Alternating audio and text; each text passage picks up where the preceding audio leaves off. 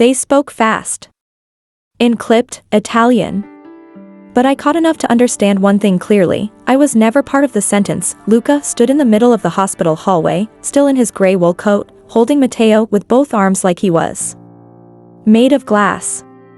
His parents flanked him, Viviana beaming like the child was hers, Enzo solemn and proud like it was the continuation of a dynasty. I was still in the wheelchair, clutching the armrests, my hospital gown damp with sweat from the emergency C-section. No one looked back at me. Not even Luca.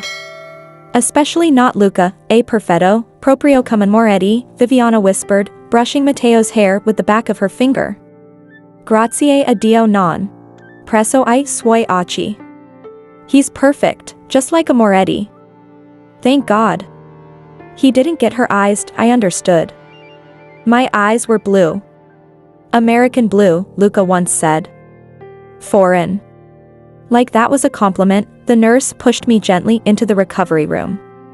She didn't speak English, but her look said enough, pity, maybe. Or discomfort. I kept waiting for Luca to appear, just to say something. Anything. But minutes stretched. 15. 30. An hour. And all I heard was laughter outside my door. Matteo's first photos. Matteo's first words in Italian. I had none. By the time they wheeled me out for discharge, Viviana was already cradling Matteo, wrapped in the blue and white hospital blanket. Her bag was hanging from her arm, designer scarf still perfectly draped. She stood like it was a ceremony, her head high, her back straight, Matteo held like a trophy. I shuffled behind them, stitches tugging at my side. I whispered, "Wait," but it came out like a whimper. No one heard. Or maybe they did. And chose not to. The car ride home was silent except for the soft hum of Enzo's opera CD. I sat alone in the back, eyes fixed on Matteo's tiny fingers, peeking from the blanket in Viviana's arms. I'd barely held him. I hadn't even taken a photo. When we got home, she didn't hand him to me. She walked straight past me into the nursery. And Luca said nothing. He kissed his mother on the cheek and thanked her. For what? Later that night, I asked him, just once, why did she take him first? He sighed. "Sara, please. Don't start. She's his nana." She was just excited. Don't ruin it. Don't ruin it. If I hadn't been the one sliced open on that table. As if my pain, my fear, my silence, didn't matter, I turned to the wall and swallowed the tears. My name is Sara Miller. I'm 29. And that night, I realized, in their story, I wasn't the mother. I was the inconvenience. The first time I heard Viviana call me la straniera, I thought I'd misheard. She was speaking quickly, gesturing toward the baby clothes my mother had sent from home, soft, simple cotton, nothing like the lace-trim designer things her friends had brought to the baby shower she organized without telling me. "She means foreigner," Luca said flatly, brushing it off. But the way she said it, it didn't sound like a fact. It sounded like a slur at a dinner. She would introduce me not as her daughter-in-law, but as the girl Luca met abroad. When I tried to help in the kitchen, she'd whisper to Enzo in Italian, and though I didn't understand every word, the tone was enough. Enzo would smirk. Luca would stay silent. There was a luncheon once. Just women. Her friends, mostly.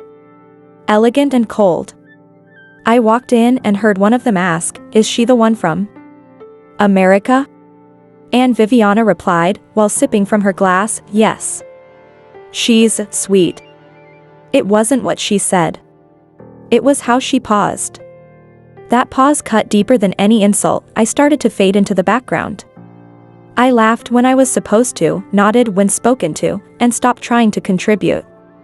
Every time I spoke in my accent, I saw the little flicker in Viviana's eyes, like I'd spilled red wine on her tablecloth. Then came the baby talk. Not mine, theirs. Names were discussed. Traditions. Baptisms. I wasn't asked anything.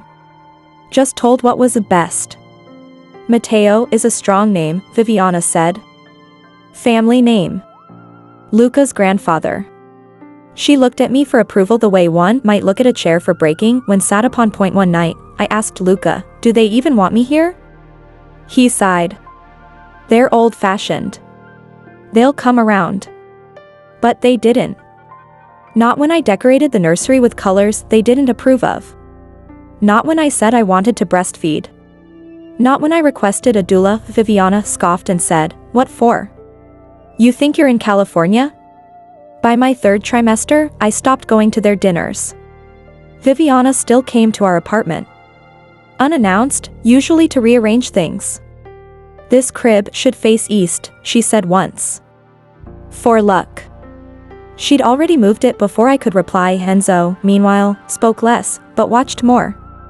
His silence wasn't neutral. It was judgmental. When I said I wanted to deliver in a birthing center, not a hospital, he folded his napkin slowly and said, in our family, babies are born properly. Not like that. The worst part wasn't what they said. It was how normal it all felt. After a while. Like I was slowly being erased, not with violence, but with manners. When I told Luca how isolated I felt, he kissed my forehead and said, you're strong. You'll be fine.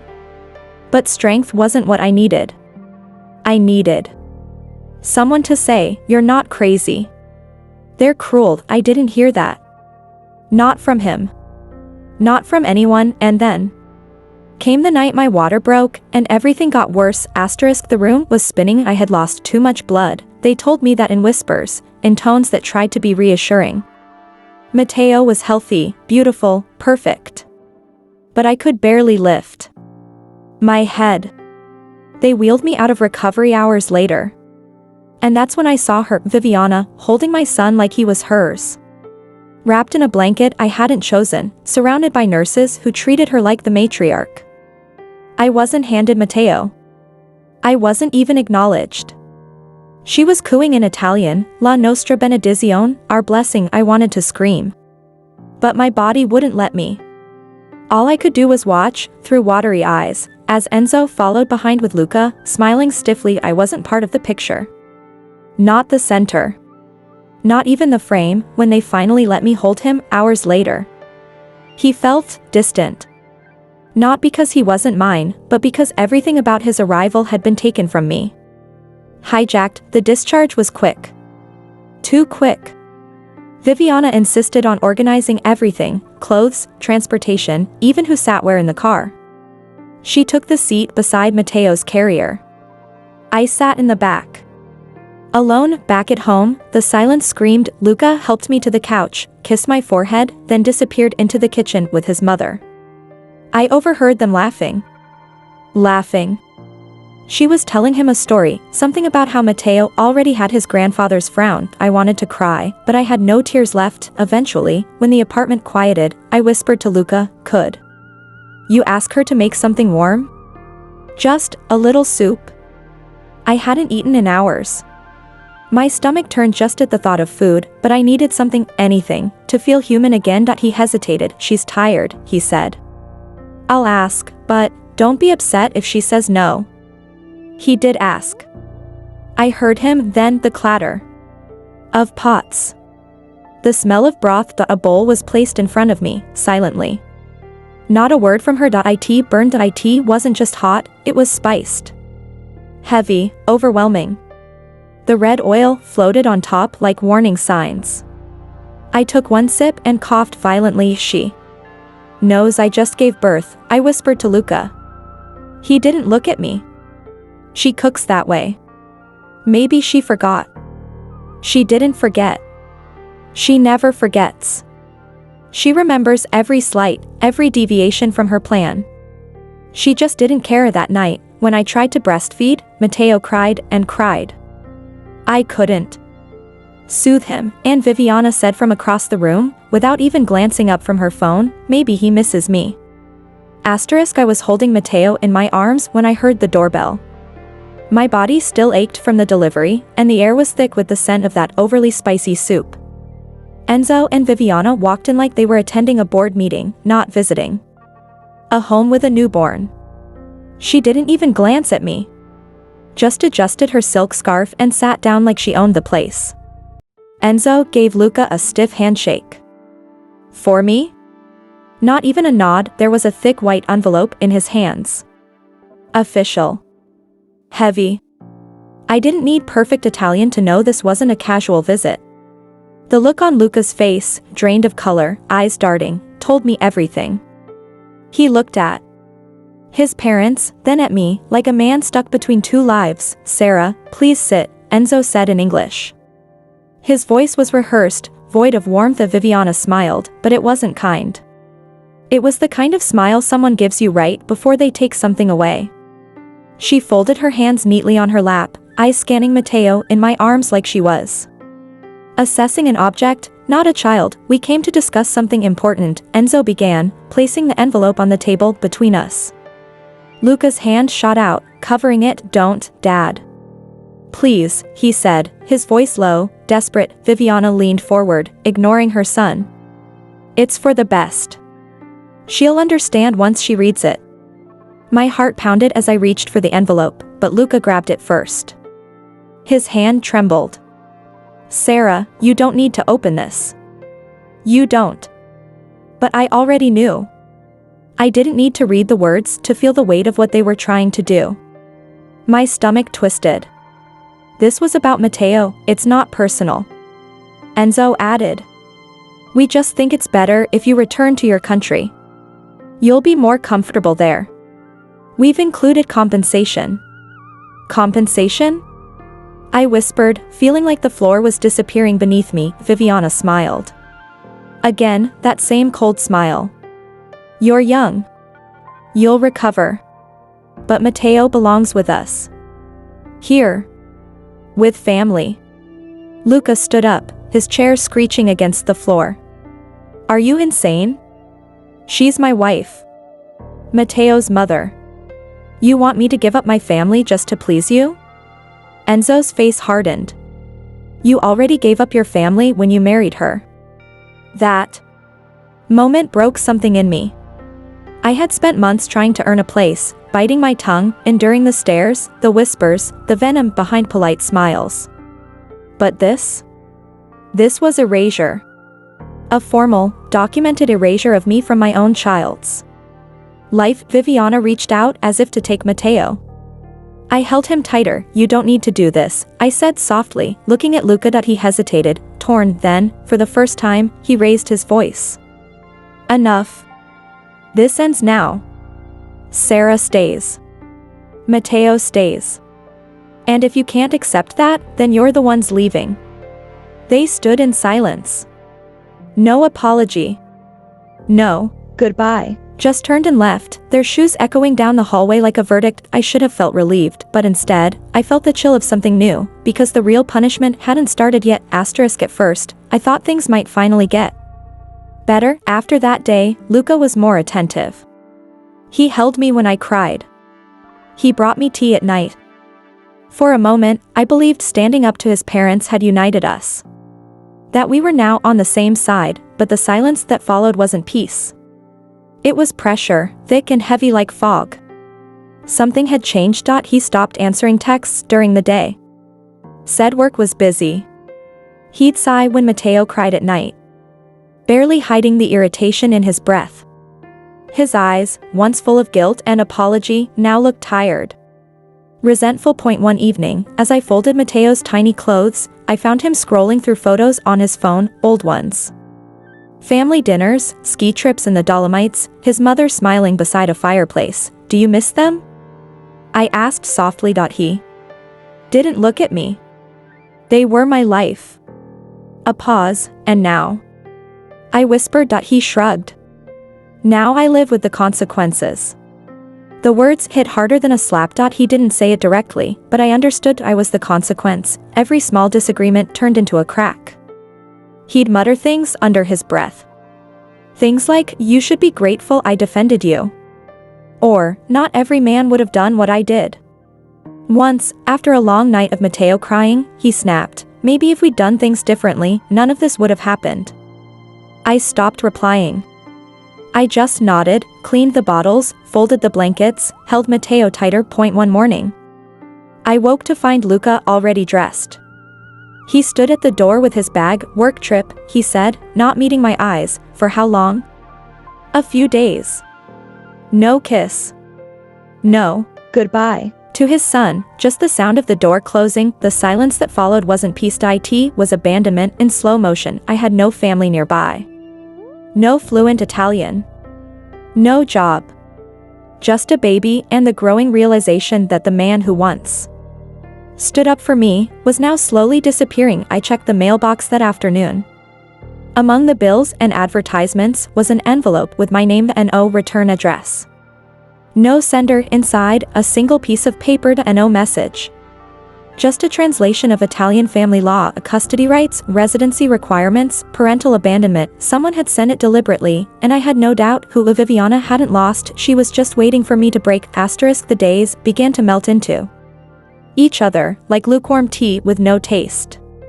Matteo, once calm and alert, now cried for hours at night, his sleep interrupted by something I couldn't name. Was it the energy in the house? The silence between me and Luca? Or maybe babies just know. Luca barely looked at me anymore.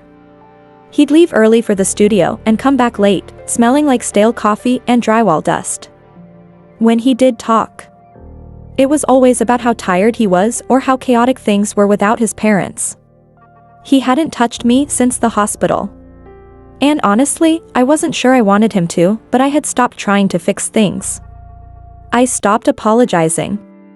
I stopped justifying. Instead, I started preparing. I dug up Danielle's old messages, my best friend from college, the only one who truly understood what it felt like to be foreign and small in a place that made you feel like an intruder. I told her everything.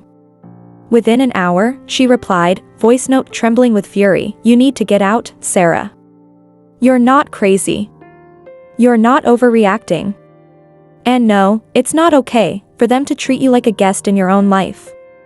Her words hit me harder than I expected. Someone saw me. Someone still remembered who I was before I became a shadow. Then came the knock. Viviana showed up that Thursday, unannounced, carrying a casserole dish and a fake smile. "You poor thing," she said, walking in like she owned the place. "I thought you might need help with the baby." Help looked like rearranging Matteo's nursery while telling me that the wallpaper I picked was a bit depressing. Help meant picking up Matteo without asking and criticizing how loosely I swaddled him. Help meant whispering, "He cries a lot, doesn't he? Maybe he needs someone calmer." I stood in my kitchen, clutching a mug of cold tea, pretending not to shake. "Why don't you rest a little, Sara?" she said sweetly. "You look overwhelmed." I looked her in the eye. Smiled. "I'm fine." She left later that afternoon. But something in me didn't. That night, I watched Matteo sleep. His tiny fists twitched as he dreamed. And I knew, deep in my bones, that this wasn't sustainable. I wouldn't wait until they kicked me out. I'd disappear before they could try. And they'd never see me coming. It started with a Google search at 3 a.m., one-handed while I held Matteo against my chest. I typed in shaky words I hoped no one would ever see: how to leave the country with your child. What rights does a foreign mother have in Italy? Can I travel alone with a newborn? The silence in our apartment had changed. It wasn't peace. It was neglect with a lid on. Luca stopped talking unless it was about the baby. When he looked at me, I could feel the weight of unspoken resentment behind his tired eyes. Like I was a problem he didn't know how to solve. He hadn't touched me since the day his parents left the envelope. And every time I made a suggestion, about feeding, about Matteo's sleep, about anything, he'd shoot me a look that said, "You're lucky you're still here." But he never said it out loud. That was the worst part. It was all implied. All invisible. Danielle called. "I haven't stopped thinking about you," she said. "You didn't respond to my messages." I hadn't. I hadn't responded to anyone. I hadn't even cried. But her voice cracked something. So I whispered, "They tried to take him from me." Silence on the other end. Then, "Come home." "I can't." "Why?" "Because the law might not let me." Because I didn't know if taking Mateo would make me a criminal.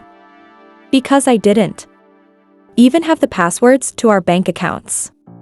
Because Luca still had the passports locked in a drawer. Because if I asked, he'd say, "Why? You planning something?" And I wasn't ready for that moment, but I started preparing. Each night, I wrote a list in my head. What I needed. What I'd carry. What documents I had scanned to the cloud in case something happened. I made copies of Mateo's birth certificate. I emailed them to myself.